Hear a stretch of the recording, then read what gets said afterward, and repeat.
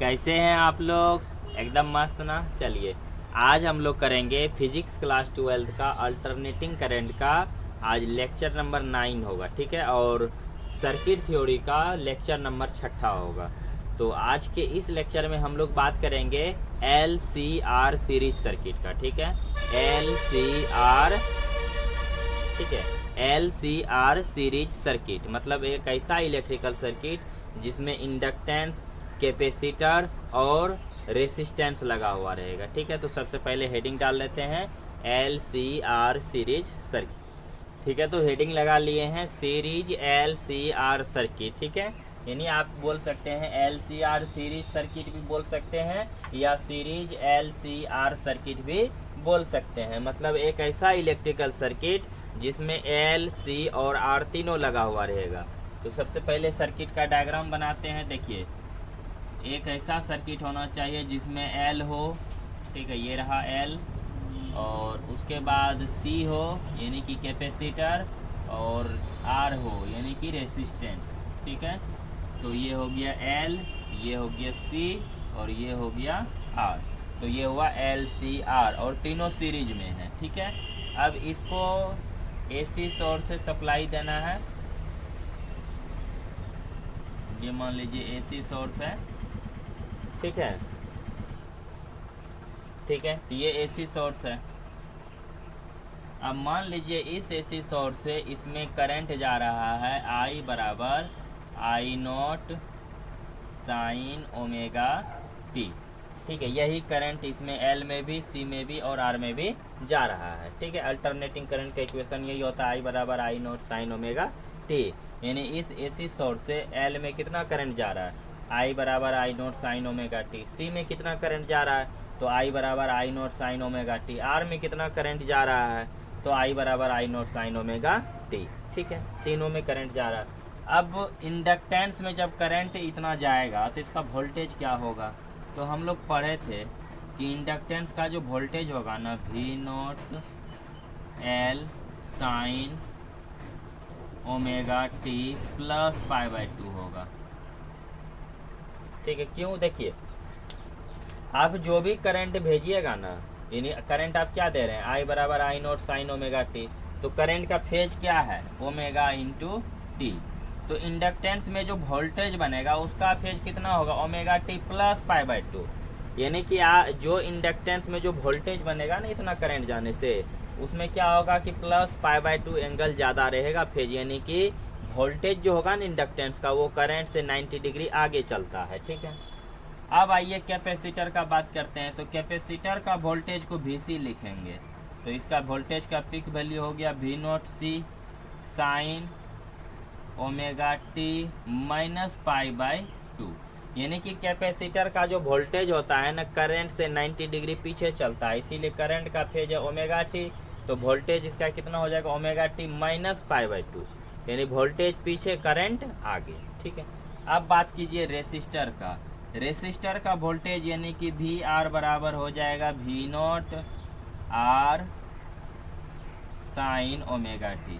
यानी रेसिस्टर का जो वोल्टेज होगा ना, रेसिस्टर में जो भी करंट जाता है उससे जो भी वोल्टेज बनता है, तो वोल्टेज और करंट दोनों का फेज सेम होता है, इसीलिए इसका ओमेगा टी फेज हो गया और I मतलब करंट का भी फेज ओमेगा टी हो गया, ठीक है। क्लियर है यहाँ तक? चलिए, अब जो है ना फेजर डायग्राम का थोड़ा बात करते हैं इसका। देखिए, रेसिस्टेंस में करंट, रेसिस्टर का जो फेजर डायग्राम था वो इस तरह से था। देखिए, जिधर करंट का डायरेक्शन होता था उसी डायरेक्शन में होता था रेसिस्टर का वोल्टेज, ठीक है, ठीक है। यानी कि रेसिस्टर में जो है ना, जिस डायरेक्शन में करंट जाएगा उसी डायरेक्शन में वोल्टेज भी रहेगा। यानी कि करंट और वोल्टेज का फेज डिफरेंस 0 डिग्री होता है। यानी कि रेसिस्टर में जो करंट जाता है, करंट और वोल्टेज दोनों का डायरेक्शन सेम होता है, ठीक है। ये रेसिस्टर वाला हो गया। अब आइए बात करते हैं इंडक्टेंस यहाँ किधर होगा। तो इंडक्टेंस में जो वोल्टेज होगा, इंडक्टेंस का वोल्टेज ओमेगा टी प्लस π/2 रहता है, मतलब करंट से 90 डिग्री आगे। यानी कि ये रहा करंट, इससे 90 डिग्री आगे, यानी कि इधर रहेगा। ये हो गया V0 एल। और कैपेसिटर का जो वोल्टेज है करंट से 90 डिग्री पीछे, पीछे यानी कि इधर रहेगा, ये रहा करंट, इससे 90 डिग्री पीछे यहाँ, ये हो गया वी नॉट सी, ठीक है। ये हो वी नॉट आर करंट के डायरेक्शन में, ये हो गया वी नॉट एल करंट से आगे 90 डिग्री आगे, और ये हो गया वी नॉट सी जो कि करंट से 90 डिग्री पीछे है, ठीक है, क्लियर है। अब इसके बाद देखिए कि इसमें जो है ना, इसमें आपका इसमें 3 केसेस होगा, यानी इसमें हम लोग केस वाइज स्टडी करेंगे, क्योंकि इसमें तीनों चीज़ ना है, इसमें तीनों चीज़ क्या है, एल भी है, सी भी है, आर भी है, तो तीनों चीज़ है। तो हम इसको क्या करेंगे, केस वाइज स्टडी करेंगे। केस वाइज क्या स्टडी करेंगे, केस पहला में मान के चलेंगे, केस पहला में कि ये वी एल जो है ना, वी नॉट एल जो है ना बड़ा है वी नॉट सी से, पहला केस में पढ़ेंगे, यानी पहला केस में पढ़ेंगे कि ये जो है ना इंडक्टेंस का वोल्टेज कैपेसिटर के वोल्टेज से ज़्यादा है, पहला केस में। दूसरा केस में हम लोग पढ़ेंगे कि वी नॉट सी जो है ना, वी नॉट सी बड़ा है वी नॉट एल से, मतलब कैपेसिटर का जो वोल्टेज का पीक वैल्यू है इंडक्टेंस के वोल्टेज के पीक वैल्यू से ज़्यादा है, यानी कि नीचे वाला वोल्टेज ज़्यादा ऊपर वाला कम है। और तीसरा केस में हम लोग पढ़ेंगे, केस थर्ड में, कि वी नॉट सी या वी नॉट एल बराबर है वी नॉट सी का, यानी कि जब ये दोनों बराबर होगा, तो ये कंडीशन हो जाता है रिजोनेंस वाला कंडीशन, ठीक है। ये रिजोनेंस में हम लोग पढ़ेंगे, ये तीसरा वाला कंडीशन जो है ना अभी नहीं पढ़ेंगे, ये अगले लेक्चर में हम इसका बात करेंगे, जब हम रिजोनेंस पढ़ाएंगे ना, अनुनाद जिसको बोलते हैं, उसमें हम इसी कंडीशन का बात करेंगे, ठीक है। फिलहाल अभी हम इस कंडीशन का बात करेंगे और इसका भी बात करेंगे लास्ट में। तो चलिए इसको नोट कीजिए इधर वाला को, ठीक है। केस 1 हम लोग करेंगे, इसको नोट कर लीजिए, वीडियो को पुश करके नोट किया कीजिए, ठीक है। चलिए केस पहले करते हैं, केस फर्स्ट में हम आपको पहले ही बता दिए हैं कि ये मान के चलेंगे कि वी नॉट एल जो है ना, वी नॉट एल बड़ा है वी नॉट सी से, यानी कि इंडक्टर का जो वोल्टेज का पीक वैल्यू है कैपेसिटर के वोल्टेज के पीक वैल्यू से ज़्यादा बड़ा है, मतलब बड़ा है, ज़्यादा नहीं बड़ा है, ठीक है। तो यही केस हमको करना है, इसको डिलीट कर लेते हैं।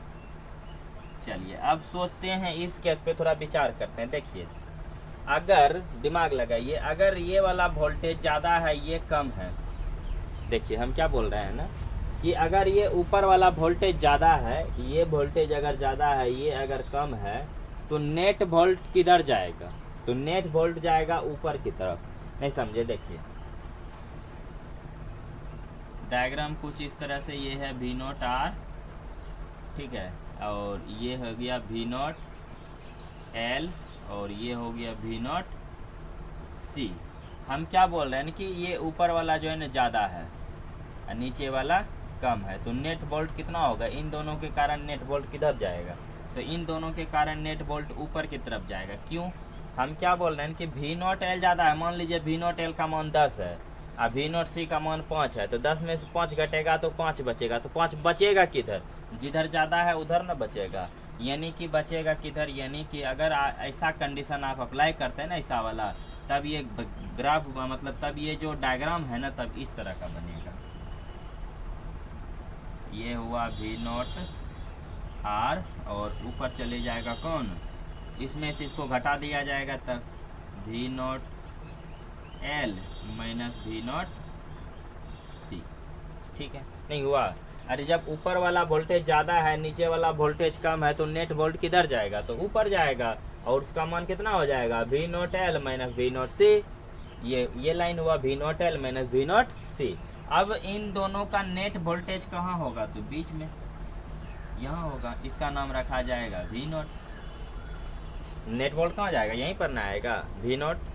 अब इसका मान कितना होगा, तो इसका मान हम लोग तो जानते हैं निकालने के लिए, वी नॉट बराबर हो जाएगा रूट अंडर इसका स्क्वायर प्लस इसका स्क्वायर, ये न होगा, यानी इसका स्क्वायर बोलिए प्लस इसका स्क्वायर, तो इसका देखिए वी नॉट आर का स्क्वायर, वी नॉट आर का square plus V naught L minus V naught C, V naught L minus V naught C इसका स्क्वायर, ये न होगा, यानी कि इस वी नॉट बराबर हो जाएगा इसका स्क्वायर प्लस इसका स्क्वायर। तो इसका मान कितना, वी नॉट आर, तो वी नॉट आर का square plus V naught L minus V naught C उसका स्क्वायर। इधर वाला को नोट कर लीजिए। चलिए अब जो है ना वी नॉट आर और वी नॉट एल और वी नॉट सी का मान कितना होगा, तो चूंकि देखिए हम लिख देते हैं यहाँ पे, चूंकि वी नॉट आर बराबर होगा, वी बराबर ऐसे सूत्र होता है ना, वी बराबर आई इंटू आर, तो वी नॉट लगा ले तो यहाँ पे आई नॉट होगा। अरे यही ना सूत्र होता है, वी बराबर फॉर्मूला क्या होता है ओम के नियम से, वी बराबर आई इंटू आर। अगर वी नॉट लिखेंगे तो वी नॉट बराबर आई नॉट इंटू आर, यही सूत्र होता है। अगर वी नॉट आर है, वी नॉट आर है तो इसको लिखेंगे आई नॉट इंटू आर। अगर वी नॉट एल है, ठीक है, वी नॉट एल है तो इसको लिखेंगे आई नॉट इंटू एक्स एल। और अगर वी नॉट सी है तो इसको लिखेंगे वी नॉट सी बराबर आई नॉट इंटू एक्स सी, ठीक है, ये चीज़ आप याद रखिएगा, ठीक है। तो इसको आप कहीं पे नोट कर लीजिए। तो वी नॉट आर, अभी तीनों वैल्यू को यहाँ पे रख दीजिए, तो वी नॉट बराबर हो जाएंगे कितना, वी नॉट बराबर हो जाएंगे root under V naught R का स्क्वायर। तो वी नॉट आर के जगह पे आई नॉट इंटू आर है, तो टोटल का स्क्वायर हो जाएगा, तो ये हो गया आई नॉट का स्क्वायर इंटू आर का square plus V naught L, V naught L, V naught L का value I naught into X L minus V naught C, इसका हो जाएगा I naught into X C, ठीक है, पूरा पे होल और इसका स्क्वायर, ठीक है। तो वी नॉट बराबर कितना हो जाएगा, देखिए आई यहाँ पे हो जाएगा रूट अंडर आई नॉट का स्क्वायर तो रहेगा ही, ठीक है, आई नॉट का स्क्वायर, ठीक है, आई नॉट का स्क्वायर इसमें भी, और आई नॉट इससे कॉमन आएगा, ऊपर में स्क्वायर लगा हुआ था, आई नॉट स्क्वायर फाइनल बाहर आ गया। अंदर में क्या बचा था, अंदर में बचा आपको, अंदर में बचा आर स्क्वायर, ये वाला R square plus X L minus X C बचेगा, सिर्फ X L minus X C का होल स्क्वायर, ठीक है। आई नॉट स्क्वायर रूट से बाहर कर लीजिए क्योंकि स्क्वायर है उस पर, तो वी नॉट बराबर हो गया आई नॉट बाहर आ गया, अंदर में बचा कितना R square plus X L minus X C का होल स्क्वायर। अब हम लोग को पता है ना कि v बराबर एक सूत्र होता है, v बराबर आई इंटू आर। यहाँ पे देखिए तो अगर वी नॉट लगाएंगे तो यहाँ पे आई नॉट करना पड़ेगा, तो वी नॉट बराबर आई नॉट इंटू आर होगा। अब यहाँ पे आई नॉट तो आया है लेकिन आर के जगह पे इतना सब कुछ आया है, मतलब रेसिस्टेंस के जगह पर ही ये आया है, यानी मान लीजिए ये क्या है, रेसिस्टेंस ही है, यानी रेसिस्टेंस की तरह ही बिहेव करेगा ये।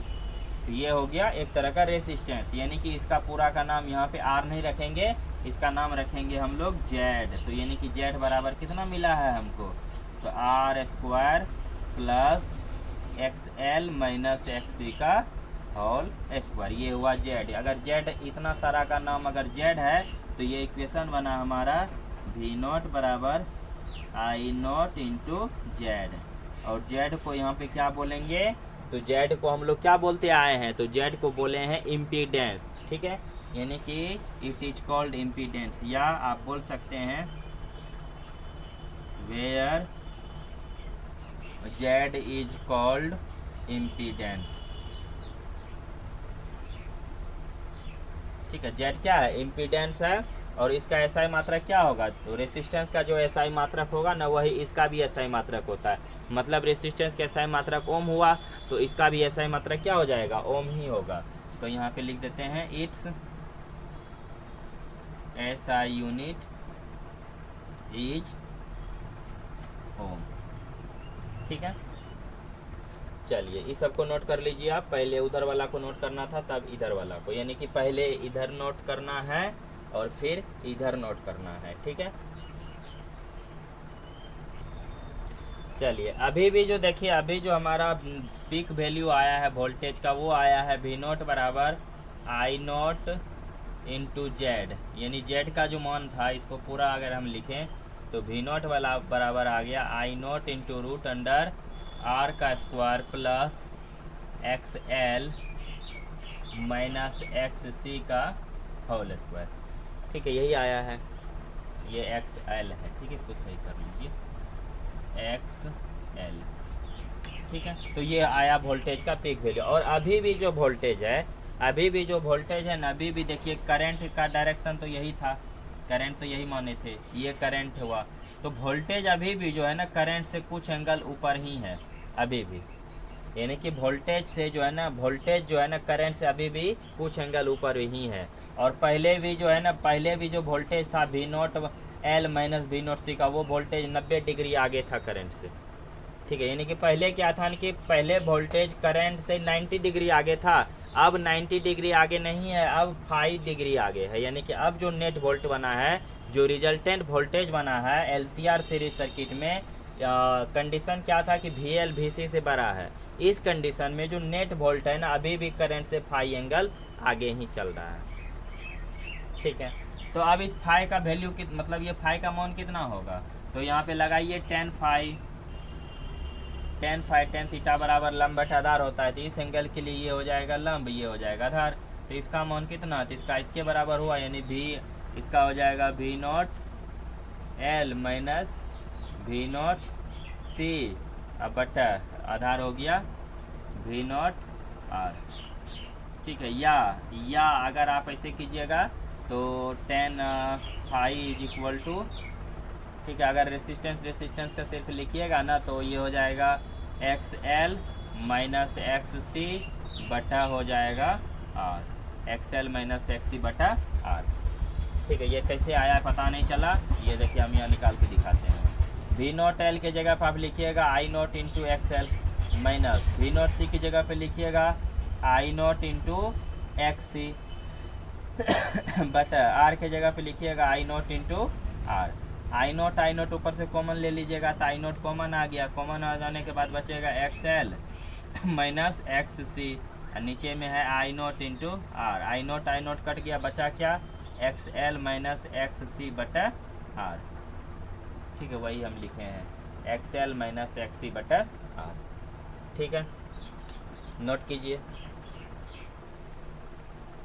नोट हो गया, वीडियो को पुश करके नोट कर लीजिए। ठीक है,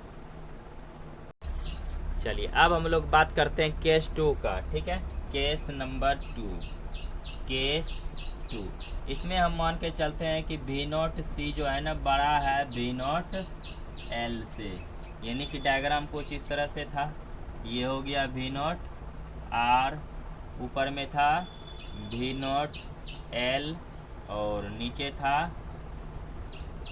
वी नॉट सी।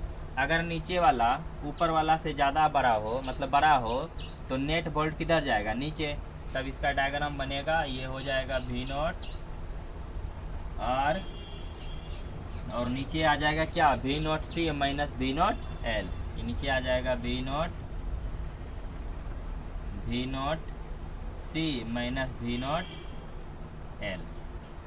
ये समझे, केस 1 में माने थे कि वी नॉट एल बड़ा है वी नॉट सी छोटा है, केस 2 में मान रहे हैं क्या कि वी नॉट सी बड़ा है वी नॉट एल छोटा है। तो जब ये ऊपर वाला छोटा नीचे वाला बड़ा है तो नेट वोल्ट नीचे आएगा, तो नेट वोल्टेज नीचे आ गया, और नीचे कितना आ जाएगा voltage, V naught C minus V naught L.